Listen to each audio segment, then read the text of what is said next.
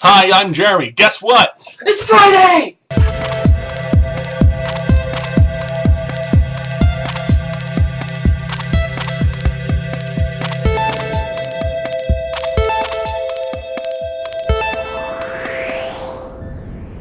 Thank you so much for joining us.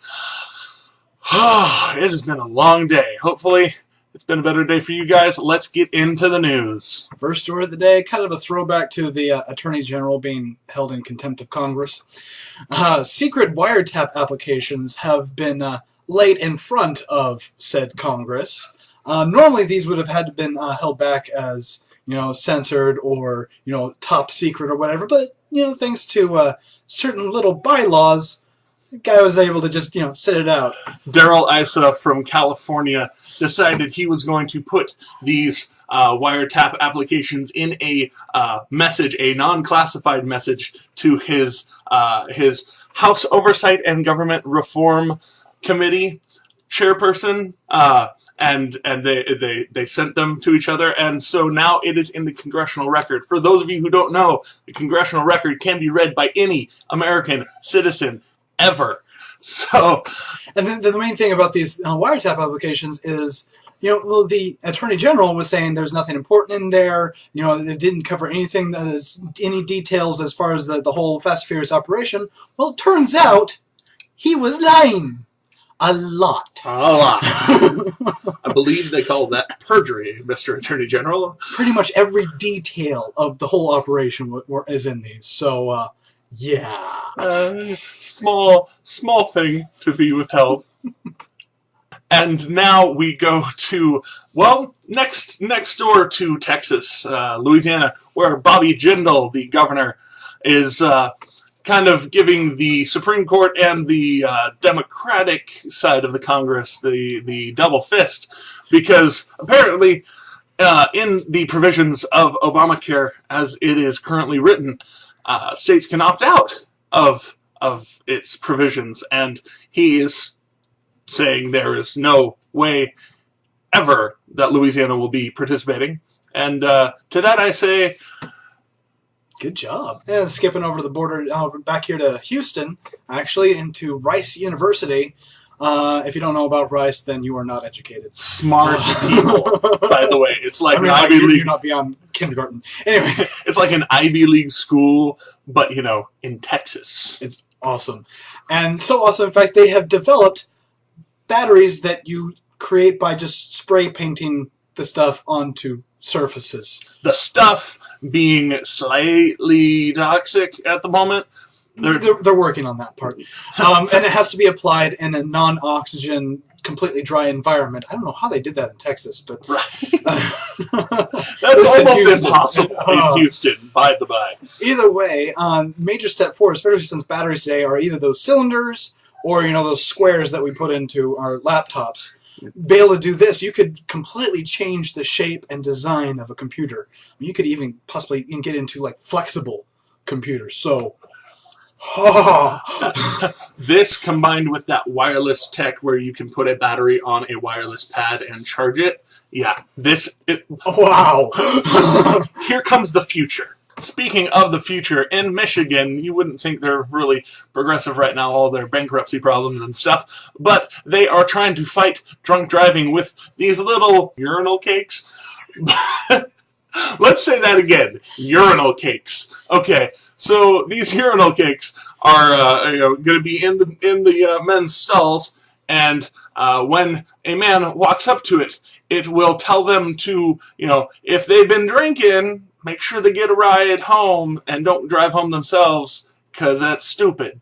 And last little note, it adds on, don't forget to wash your hands. So coming back around to Houston for a moment. All right, well, unfortunately, sad news for this one. There was a lady biking along and realized the road next to her had a lot of cars being pulled over and went, that kind of looks like a speed trap. So she pulled out a paper bag that she happened to have, wrote on it, speed trap, and started walking along the side of the road, according to her, not actually on the road, on the grass or sidewalk. There's a sidewalk where saying, she was supposed to be. Watch out, there's a speed trap. She got arrested and put in jail for 12 hours. The police are saying it's for walking on a freeway or a road when there is a sidewalk nearby. She's saying, she got nowhere near the freeway. She was walking where she needed to be walking. For me, this just sounds like the cops were being ornery that they got caught and that she was ratting them out.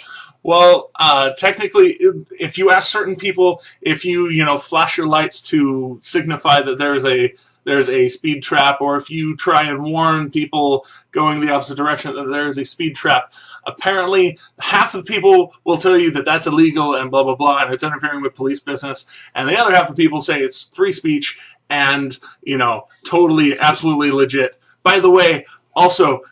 For your G-Whiz bag, it is actually law, at least in Texas, that if a police officer is sitting on the side of the road and his lights are not on, he cannot pull you over for a speed violation because it is entrapment. So that's one for your G-Whiz bag, and we move on to Katie Holmes, who is actually, well, I would normally laud her for being a complete psychopath, but she is divorcing Tom Cruise, to which I say, good job. Finally. Honestly, like, how long did that... Apparently 5 years. That took 5 years for you to realize?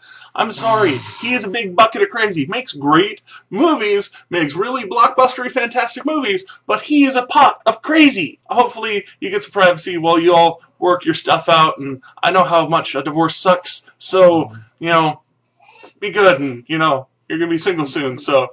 What up? You know where to find me. And for our last story of the day, we've got a bit of controversy surrounding a Playboy playmate, and not the usual kind.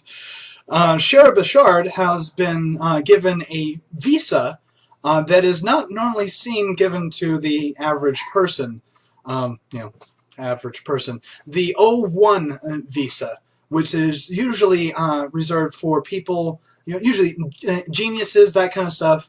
Quote in the actual visa, individuals with extraordinary ability.